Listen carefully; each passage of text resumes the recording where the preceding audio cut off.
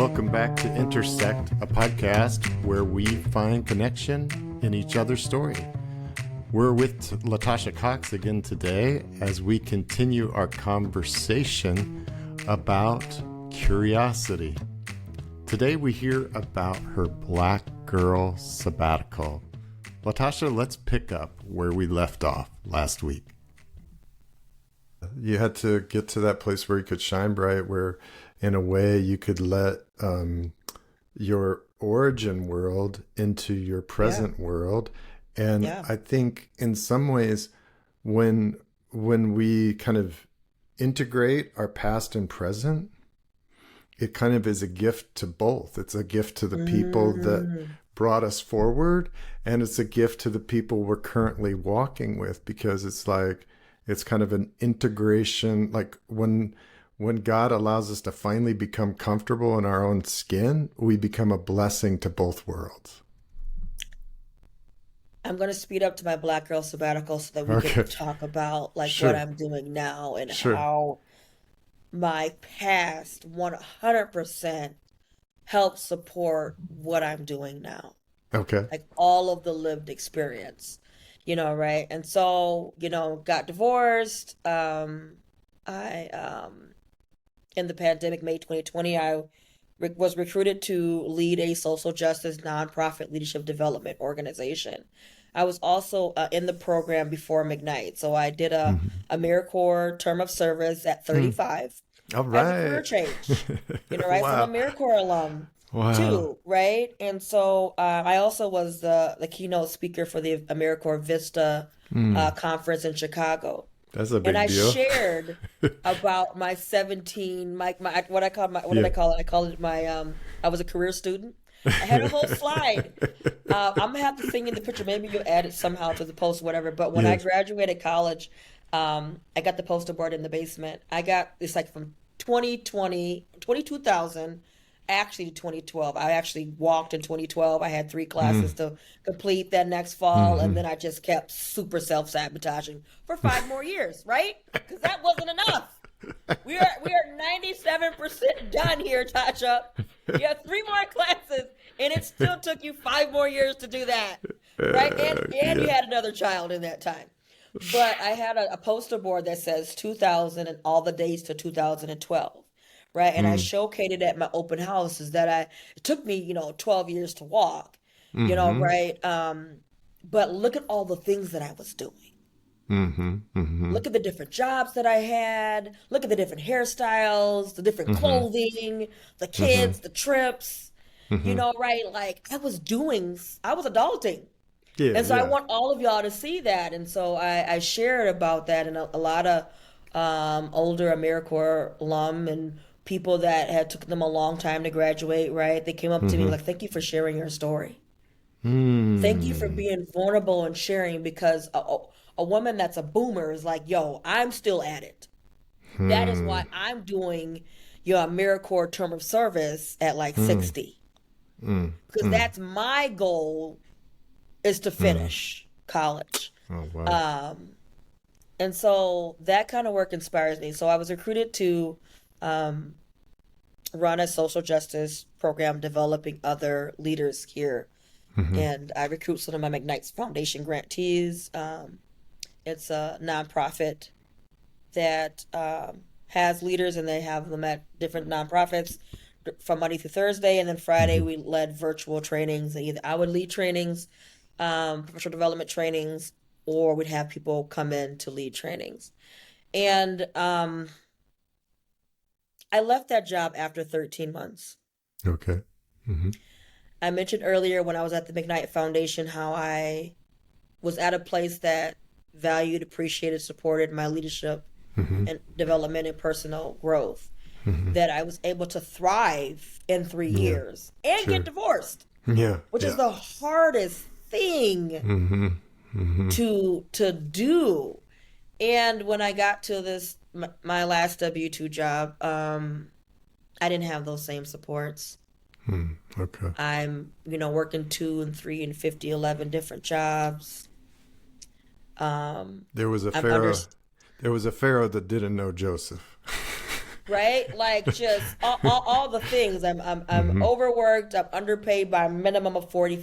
Mm-hmm. You Mm-hmm. know, right? We're in the pandemic, the level of stress. And so what I do know about myself and growth and leadership is that if something is like not um I deserve better, which I said already earlier before. Mm-hmm. But if something no longer serves me, Mm-hmm. I'm team throw it in the trash. Mm-hmm. Right? The marriage didn't work. I was like, Mm-hmm. and so I left that job and when I went on an 18-month Black Girl Sabbatical. Okay. So I went on, this is where the spiritual awakening, the faith walk, the just discernment, the just overcoming fear that we talked about, that Mm-hmm. fear that kept me in college so long, Mm-hmm.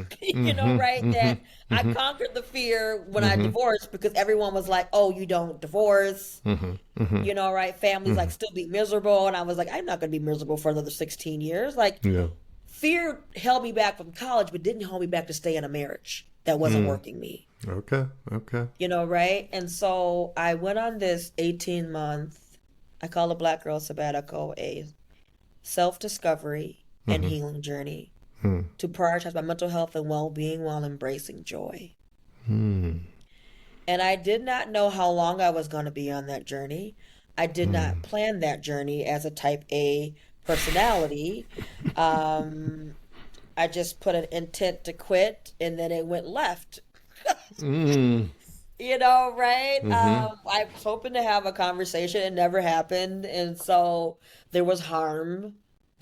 callous harm that happened to me to try to silence me as a Mm. strong advocate for social Mm. justice and change. And Mm. so I landed myself without a job. But Mm. it was the best decision, intent to resign to do so. Mm. And I landed there July 1st of 2021. And I'm like, Mm-hmm. now what? Mm-hmm. Mm-hmm. Now what? I mentioned earlier about everything's tied up in accolades and who we are. Mm. Like you're Pastor Jim, Mm. right? If you're no Mm-hmm. longer pastor, then what are you? Right? So I'm a Mm. very social butterfly, going to network events, and everyone's, previously I would describe myself as I'm Latosha Cox. I'm the director of learning and leadership at Public Allies Twin Cities. Mm. So now I'm going to different opportunities and I'm like, I'm Latosha Cox. I am the former director of learning and leadership at Public Allies Twin Cities, right? And I'm on a break, Yeah. Yeah. Yeah. right?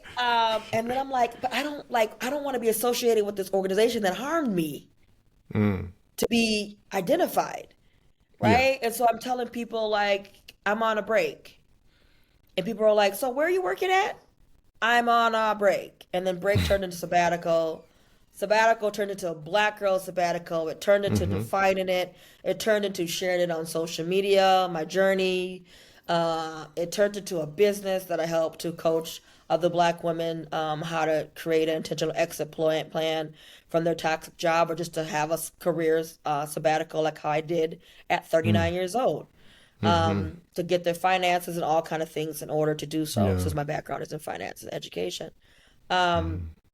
and then help and support organizations leading workshops and trainings on um, how to recruit and retain your top talent. Mm. Mm-hmm. Mm-hmm. Right? And so in my journey, I did not know it was going to be 18 months. I leaned very heavily on faith, like through in the divorce, I leaned heavily on trusting the process. Okay. Like it was like, okay, God, I trust you, Mm-hmm. right? And then on my sabbatical, was like, okay, God, I need to have faith, and He's sending me all kinds of signs Mm-hmm. Mm-hmm. everywhere. Yeah. When you're in tune, when you're at a place to just sit and be still, He's sending me. I was driving in Maple Grove past this church. Mm. It had a sign that said, don't dig up in faith, don't dig up in fear what you planted in faith. Don't dig up in fear what you planted in faith. I look like I did a U-turn back, made Mm. sure I saw what it was, Mm. texted it to myself to make sure that I had it. I don't normally be just chilling in Maple Grove right here this day on this sabbatical day, but you wanted me to see that. And what did that like? What did that mean to you? Like, don't dig up this. You planted it by faith. Don't dig it up. What was there anything specific that was like, don't dig that up? Right? Like,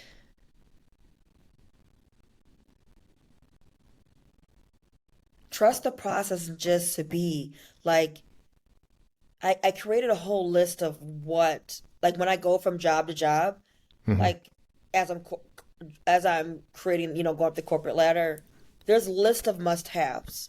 Mm-hmm.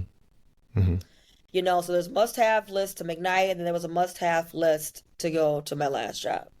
Mm-hmm. And it had all the things until it didn't. Okay.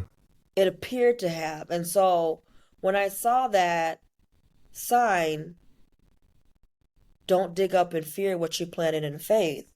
And I was like, I planted all kinds of seeds in faith.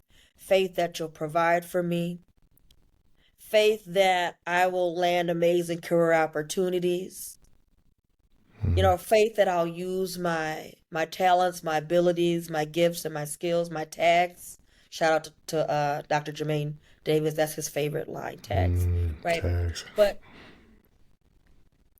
all kinds of faith seeds that I planted, Mm-hmm. and how fear had gotten in the way with some of the things. That there's our plan, right? And then there's God's plan, So it's like you have to right? trust that the things that you planted are still growing, even if you go through some setbacks. Even if you go through some setbacks, even if this was not a part of your plan, because my plan was to be there for 3 years. I was Mm-hmm. there for 13 months, and that Mm-hmm. was too long Okay. because I really should have quit after 30 days. Like you knew. I Like knew. I've been I I've been duped. I've been duped, and when I was at McKnight, I wanted to quit after 13 days. It's a very I'm a type A personality. I was supposed to get like more orientation with the person that I was replacing. Supposed to get like a week. I got 2 days. Mhm. So I didn't get the orientation and the transition that I needed. And so at my 30-day brunch or breakfast, actually with my former boss, Aaron, shout out to Aaron Gavin, who's Mhm. still at the McKnight Foundation. Mhm. We celebrated 30 days. We celebrated all the things. Like I'm a whole Mhm. celebratory person. And so we celebrated our 30 days of us working together. And she asked me, how was it? And I was straight up with her. And I told her I wanted to quit after 13 days. And she was like, she's like, why? And I told her, I was like, I'm not getting the supports that I need to thrive in this job. I need a mentor. I'm a person who I will do a self-reflection as to what I need. I'm vocal in telling you what I need. And so I did that at my last job. I'm just not going to just go with the okey doke and just continue to downward spiral. And so I was able to be successful in that job through a Mhm. divorce Mhm. because I got what I needed. That's a texture of curiosity, is like not to be afraid to ask for help. I think that's some kind of curiosity function. Like, okay, I can see what does this person like with your mentor. You're like, I need to go to this college because there's something he has that I need to learn from. And it's Yeah. like that's an innate part of who Latosha Cox is she says, I like the saying, if you see a turtle on a fence post, you know it didn't get there by itself. And you're a turtle who, 17 years of school, you're a turtle who knows how to ask for help. And that is Yeah. a strength. Yeah. That is a huge strength and a huge core of like me as a human being. right? And it's something that I intentionally poured into my leaders before I left, because in May of 2021, so of May of 2020, George Floyd was murdered. Mm-hmm. And so I just started the job like 3 weeks before, like that month or Mm. whatever. And then the next year, April of 2021, Dante Wright was murdered. Mm. And you always hear, let me know what you need, anything. Let me know what you need, anything, Which right? is like, That's the if whole somebody has to blanket. say that, they're like, I really don't want to help you, but I'm trying to be polite. That, right? That's that Minnesota nice or that, just, right? And so that year, I finally was like, I'm tired of people saying that and don't mean it. Mm-hmm.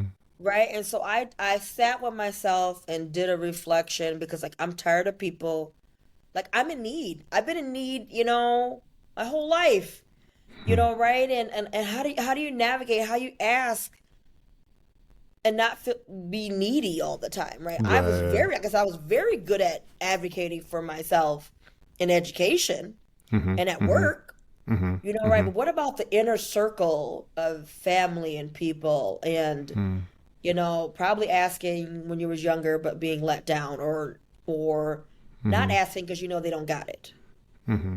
Mm-hmm. right? Mm-hmm. And so I sat down with myself and I was like, oh, where goes one of my AirPods? But I sat down with myself and I said, what do I need, Tosh? Because everyone's always asking and all these different things, and I just like, oh, okay, right? So I sat down with myself and I discovered, and I wrote it on social media. I said, as a Black woman, I'm not okay right now. I'm not. And my love languages are like acts of service Mm-hmm. and words of affirmation.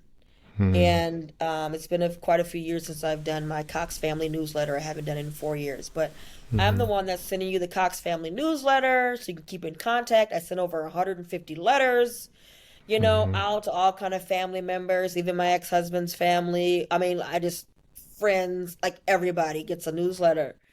And I said, I need love notes right now. Mm. Yeah. I need if you don't have my address, inbox me. I will give you my address, but I need love notes right now. Hmm. And that takes a lot of courage to put yourself out there and just say, people, this is what I need. People, this is what I need in the height of just a lot of just stress and racial trauma, Mm-hmm. Mm-hmm. right? That's happening, and I'm so grateful that I did that Hmm. because for 21 days straight, I Hmm. received a gift. Hmm. 21 days. Wow.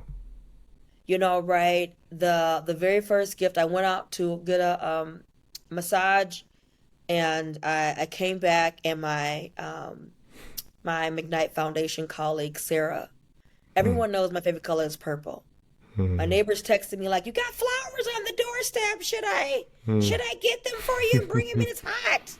And I was Mm-hmm. like, "Actually, I'm right around the corner. I'll get them when I get there." I Mm-hmm. get there. No, actually, she had got the flowers for me, and then I put them back on the step and took a picture photo like they was right there. And I get them. She's all like, "Who got you flowers?" I looked. It was my colleague Mm. with a purple vase that I still have in my room with a Mm. purple balloon, Mm-hmm. biggest bouquet ever with all different kind of colors, right? And for 21 days, I posted what people mailed me. Mm. They mailed me all kinds of cards. And everything they mailed me or gave me was intentional. Wow. They knew me. Mm. My one friend, Sam, also from McKnight Foundation, she got me and the girls a gift card. We got like, we were getting emails with stuff Mm-hmm. too, Mm-hmm. right? So it was like, oh, Caribou for you Oh, and the girls. all right. We do Caribou. We don't do Starbucks. Mm-mm. Right? I got a funny book. My former VP at McKnight, rest in peace, Bernadette. Bernadette was battling cancer. She Mm. retired early Mm. that year or two before, and she was battling cancer. And she mailed me a love box. Those box that everything is like $10, every little item, and there's a mug and tea and like all kinds of intentional like self-care things. And can I just say Right? something? Can I say something? Yeah. When we ask for help, we're helping people. Yes. Like, think about her journeying through cancer, and just to shift of focus potentially off of her own struggle to be able to reach out to you in your struggle. When we ask for help, we're helping people. Yes. And that's the part that we need to get over when and have the courage to do that. Some people actually do want to help. Yes. Yeah. They do want to do something. Yeah. And they don't know what to do, Yeah. but they would love to do something for somebody that they know because they know that it mattered. Yeah. Everyone's giving money here and there for this and that and that and this. But Tasha reaches out. I know Tasha. Tasha is a passionate, community organized person. And she's hurting right now. Yeah. And all she asked was love notes. Right? But what else could I give her on top of love notes and different things? Right? For in her time of need. And so I shared that with my leaders. I shared that with my boss. And I told all of them, and every Friday when we'd have training, I would be like, look at all these things I got this week, guys. These are my things. I got this. Right? And I encouraged them to take a self-reflect. I think that was one of our assignments that Friday was self-reflect. And what do you need? What do you need? Right? Because the next time someone asks you, you better have an answer. Right? That's the only way that we continue to heal and continue to support and love, each other. And like asking for what we need comes in multitudes. I say this in a lot of my different workshops. It's first taking a pause to write down what we need. The second thing it is to believe that we deserve whatever we're asking for. The third is actually getting the courage to ask. And then the fourth is being open to receive what we asked for. That is hard. It's a 4-part process. Can you repeat that one more time? Just one more time. You gotta put that in the notes. Those 4 little things, yeah. Those 4 little things, right? So the first, it is creating a list of what you need. Okay. Know what you need. Know what you need. Second is believing you deserve what you need. We get in our own way. We have limited beliefs. We have self-sabotaging. We have all kinds of things that get in the way from believing. The third is we need to get the courage to even ask. Ask for what we need. Yes. And then the fourth is for us to actually receive. To receive it with grace, receive it with gratitude. Receive it with love. Love. Receive it all. And there's something in this whole conversation that's really was a key learning for me. Yeah. And you mentioned earlier when people are like, well, if there's anything you need, just let me know. Yeah. And we all know that often, maybe not always, but a lot of times when that's said, it's like they're not really interested in helping. No. But when somebody comes to us and says to us, how can I help? Like there's an interest, there's that curiosity thing again. Like I sense maybe you're stressed out. Is there anything I can do? Like they're asking us to tell them. That's where what you're saying about those 4 points of knowing what you need, having the courage to ask, being willing to receive. Like that's so critical that God walks us through those steps so that we're ready when somebody's because I think he sends the people to help us. Yeah. but we have to like be willing to let him prep our hearts to receive. I mean, that part, and the other part, it clicked a light bulb in my head that I no longer, and I will never say, and I don't recommend people saying, what do you need? Or what can I help you with? Okay. Because a lot of times people don't know still. Okay. I'm revolutionary in my message, in my journey to know. And what we need to be more in tune with is offering. Okay. You see someone stressed, right? And it's like, can I bring over a meal for you and the kids? Do you mind if I get you a massage? Do you like massages? Can I get you, a pedicure? Right? Like thinking about knowing the person enough to and within our own capacity and financials, right? What can we do to relieve stress? Can I babysit? Can I dog sit your dog? So a specific offer, right? a specific offer based on what you perceive in terms of how you know that person. Yes. My Because wife. people aren't going to ask. A lot of are not going to tell you what they need, but they'll be open to receive if you already have the suggestion and you are familiar with them. Right? So my thing, that everyone who, if I visit you when you have a baby, I bring food. I bring a meal. Right? Because when I was a mother the first time and the second time, I was telling people, bring me some food. Right? By that time, I'm being direct, right? I don't know when the last time I showered. I'm like tired, I'm telling people, like, on the way up, can you bring me some? Right? I'm telling Candyland, right? I'm telling people the second time around because I live far, right? But the first time around, people's coming and visiting, and they're coming empty-handed because they've already come to the baby shower. They're coming for the baby. They're not even helping you out. And I was like, you know what? What I really would have wished was a meal. And so I don't care. You're not going to ask me because you're going to be like, oh yeah, sure, come over. But when the last time you ate? Yeah.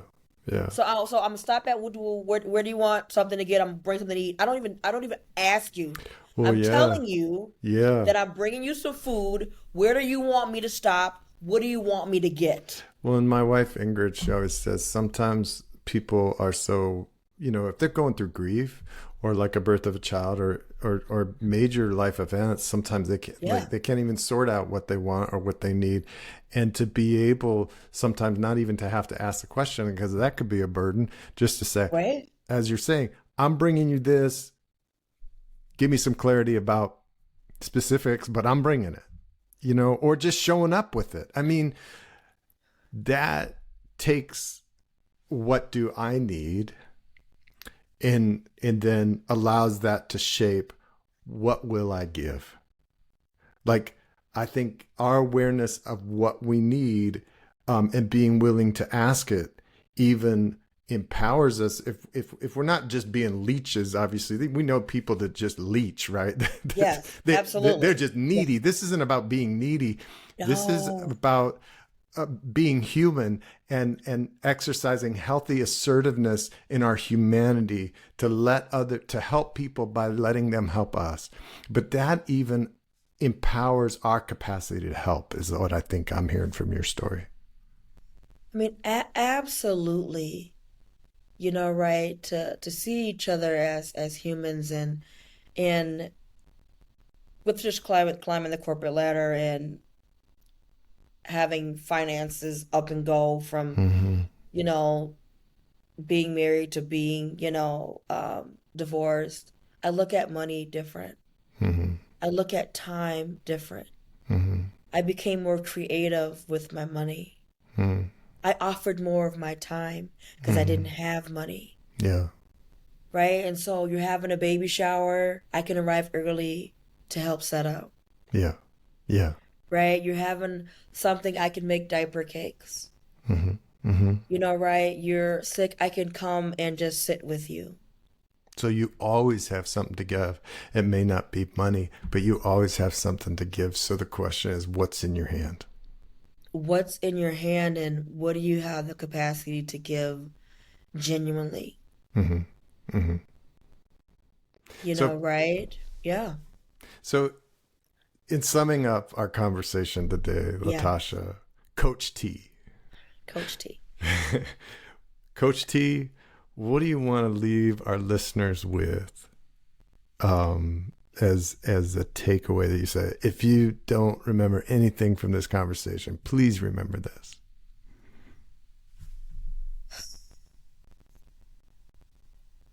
There's so many, but 4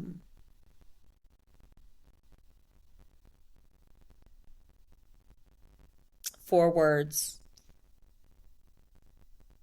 Just like I shared about the 4 things that we need, but I'm writing my Be Better Not Bitter book, but I'm also writing my Black Girl Sabbatical, my own Eat, Pray, Love version of it. And I encourage in a lot of my taglines and on my social medias, I encourage people to heal, breathe, rest, and embrace joy. Heal, breathe, rest, embrace joy. Yes. Well, with that, we want to say thank you for joining us at Intersect and encourage you. Be courageous enough to say, I need help. Be compassionate enough to give what's in your hand. And remember, you are worthy of love and you're called to love. Go in His grace and intersect with those He puts in your circle. Adios.